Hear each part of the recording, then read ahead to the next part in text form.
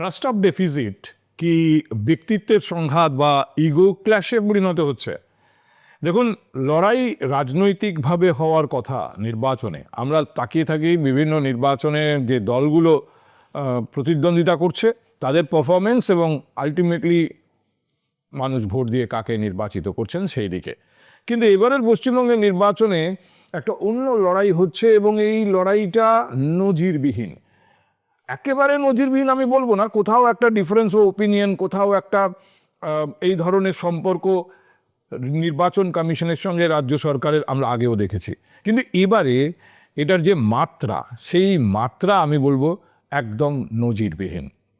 নির্বাচন কমিশন যে মুহূর্তে নির্বাচন ঘোষণা করে দিল, সঙ্গে সঙ্গে আদর্শ আচরণবিধি লাগু হয়ে গেল। প্রশাসনের বেশ কিছু ক্ষমতা, বেশ কিছু বিষয় সম্পূর্ণভাবে নির্বাচন কমিশনের অধীনে চলে গেল। এই পরিবর্তনটার পরেই সাধারণত কখনো কোনো সচিবকে বদলি করে দেওয়া, কখনো কোনো পুলিশ আধিকারিককে বদলি করে দেওয়া, বিভিন্ন স্তরের এই ক্ষমতাটা যেহেতু নির্বাচন কমিশনের হাতে যায়, এর আগেও আমরা বিভিন্ন নির্বাচনে দেখেছি সেটা করা হয়েছে। এবং তা নিয়ে রাজ্যের বিশেষ করে ক্ষমতায় থাকা যে রাজনৈতিক দল তাদের প্রতিক্রিয়া, বিরোধীরা সেটাকে সমর্থন জানিয়ে প্রতিক্রিয়া, এর মধ্যেও নতুনত্ব নেই। কিন্তু এবারে যেটা নতুনত্ব, কোথাও একটা মমতা বন্দ্যোপাধ্যায় যেন লড়াইটা বিজেপির বিরুদ্ধে লড়ছেন না, তিনি যেন পরিষ্কার এই লড়াইটা লড়ছেন জ্ঞানেশ কুমারের বিরুদ্ধে। কেন এভাবে বলছি, তার একটা অন্যতম বড় কারণ মমতা বন্দ্যোপাধ্যায়ের চিঠি। মমতা বন্দ্যোপাধ্যায় সোমবার সপ্তম চিঠিটি দিয়েছেন জ্ঞানেশ কুমারকে, মানে দেশের নির্বাচন কমিশনারকে। এর আগে তিনি 6টি চিঠি দিয়েছেন, কাজে এর মধ্যেও খুব নতুনত্ব নেই। কিন্তু এই সপ্তম চিঠিটি আমি আপনাদের দেখাতে চাই। এই চিঠিটার মধ্যে একটা বৈশিষ্ট্য আছে।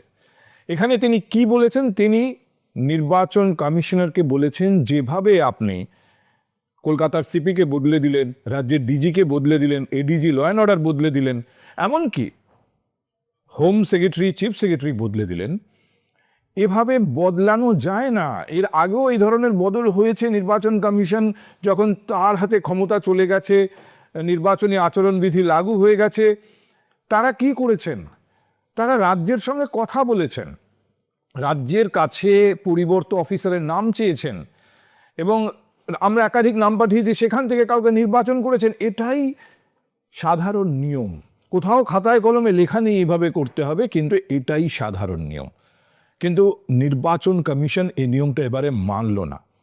রাতারাতি মুখ্য সচিব আর হোম সেক্রেটারিকে বদল করে দেওয়া হলো, অন্য অফিসারদের দায়িত্ব দেওয়া হলো, কেউ কিচ্ছু জানেন না। বলা হলো পরের দিন বেলা 3টের মধ্যে এই দায়িত্বের অদল বদল সম্পূর্ণ করে ফেলতে হবে, নতুন অফিসারদের হাতে দায়িত্ব বুঝিয়ে পুরনোদের চলে যেতে হবে। শুধু তাই নয়, পরবর্তীতে হোম সেক্রেটারিকে পর্যবেক্ষক করে অন্য রাজ্যে পাঠানোর ব্যবস্থা করা হয়েছে, যাতে নির্বাচনের সময় তিনি পশ্চিমবঙ্গে না থাকেন। সব থেকে বড় কথা, এই যে চিঠিটি মুখ্যমন্ত্রী দিয়েছেন, তাতে এই যে কথাগুলো লিখেছেন, এগুলো কোথাও লিখিত নেই, কিন্তু এগুলোই নিয়ম, সবাই মেনে চলেন, আপনারা মানলেন না। এই মুখ্যমন্ত্রী এবং এই রাজ্য প্রশাসনের বিরুদ্ধে বারবার বিজেপি একই অভিযোগ তুলেছে কি অনেক নিয়ম যা কোথাও হয়তো সরাসরি এভাবে লেখা নেই, কিন্তু লোকে মেনে চলে, মেনে চলাটাই রীতি, এ রাজ্য মানেনি। কেন্দ্র একাধিক ক্ষেত্রে বিভিন্ন অফিসারকে ডেপুটেশনে ডেকেছে, রাজ্য তাদের পাঠায়নি। ব্যবস্থা নিতে বলেছে কেন্দ্র, রাজ্য কোনো ব্যবস্থা নেয়নি। শাস্তি দিতে বলেছে কেন্দ্র, নির্বাচন কমিশন শাস্তি দিতে বলেছে ডেটা এন্ট্রি অপারেটরকে, ইআরওকে, রাজ্য কোনো ব্যবস্থা নেয়নি। ফলে কোথাও যেন একটা শঠে সাঠং চলছে। যে এই মুহূর্তে নির্বাচন কমিশন তার হাতে প্রশাসনিক ক্ষমতা পেয়েছে, তারা যেন জবাব দিতে শুরু করেছে। মুখ্যমন্ত্রী এটা জানতেন। আমি কেন বলছি মুখ্যমন্ত্রী জানতেন? মুখ্যমন্ত্রীর যে চিঠিটা আমি আপনাদের দেখাবো, সেই চিঠিতে দেখুন যেটা টাইপ করে লেখা, এটা লিখেছেন মুখ্যমন্ত্রীর দপ্তরের কোনো আধিকারিক। এটা লিখেছে সিএমও, চিফ মিনিস্টার্স অফিস, এবং এটাতে মুখ্যমন্ত্রী শুধু সই করে দেওয়ার কথা। মুখ্যমন্ত্রী সই করেননি, শুধু নিজের হাতে একটা লাইন জুড়ে দিয়েছেন। এই যে একটা অতিরিক্ত লাইন যা নিজের হাতে মুখ্যমন্ত্রী লিখে দিয়েছেন, এটা এক লাইন নয়, এটা 1000 লাইন, 1000 লাইন। মুখ্যমন্ত্রী এই বার্তা সরাসরি দিয়েছেন, ব্যক্তিগত বার্তা দিয়েছেন জ্ঞানেশ কুমারকে। কি প্রয়োজন মুখ্যমন্ত্রীর একটা অতিরিক্ত লাইন যোগ করার? যা লেখার তা সম্পূর্ণভাবে দপ্তরে সিদ্ধান্ত হয়, দপ্তরের আধিকারিক সে বয়ান টাইপ করেন, চিঠি ছেপে বেরোয়, মুখ্যমন্ত্রী সই করেন, এবার সেই চিঠি ইমেলে চলে যায় বা হয়তো ফিজিক্যাল কপিও পাঠানো হয়। মুখ্যমন্ত্রী সই করার আগে হঠাৎ করে অল দ্য বেস্ট লিখলেন কেন? কাকে লিখলেন? চিঠিটা যাচ্ছে জ্ঞানেশ কুমারকে। মুখ্যমন্ত্রী যেন একটা ব্যক্তিগত বার্তা দিয়েছেন জ্ঞানেশ কুমারকে, এবং এটা শুভেচ্ছা বার্তা নয়। অল দ্য বেস্ট মানে শুধু শুভেচ্ছা জানানো নয়, কোথাও একটা মুখ্যমন্ত্রী যেন এই চ্যালেঞ্জ গ্রহণ করেছেন। তিনি বুঝতে পারছেন জ্ঞানেশ কুমার বিভিন্ন দিক থেকে দরজা বন্ধ করার চেষ্টা করছেন, যাতে কোনো রকমভাবে রাজ্যের শাসক দল হিসেবে এবং সবথেকে বড় রাজনৈতিক দল, সাংগঠনিকভাবে সবথেকে শক্তিশালী রাজনৈতিক দল হিসেবে কোনো অনৈতিক অ্যাডভান্টেজ নিতে না পারে। আপনারা জানেন এ রাজ্যের প্রশাসন কিভাবে চলে, এ নিয়ে অনেক সমালোচক কথা বলেছেন।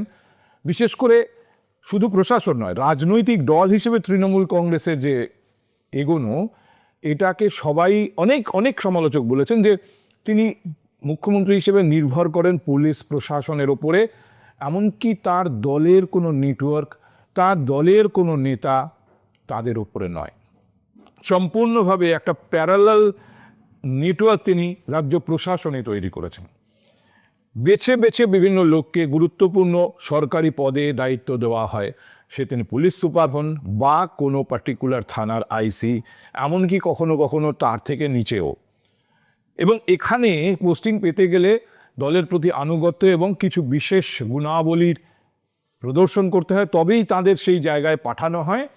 এবং এর ফলে গোটা রাজ্যে প্রতিটি পুঙ্খানুপুঙ্খ বিবরণ মুখ্যমন্ত্রী অবহিত থাকেন। এই নেটওয়ার্ক, অ্যাবসলিউটলি প্যারালাল নেটওয়ার্ক তিনি মেনটেন করেন। কোথাও যেন নির্বাচন কমিশনও এই তথ্যটাকে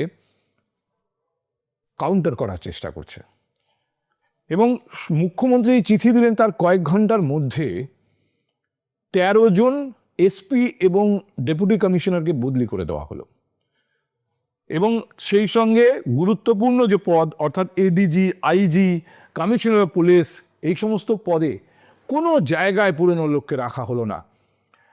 রাজেশ কুমার সিংকে এডিজি আইজি দক্ষিণবঙ্গ করে দেওয়া হলো, কে জয়রামানকে উত্তরবঙ্গের এডিজি, সমস্ত কমিশনারেট আসানসোল, দুর্গাপুর, হাওড়া, ব্যারাকপুর, চন্দ্রনগর পুলিশ কমিশনারদের বদল করে দেওয়া হলো।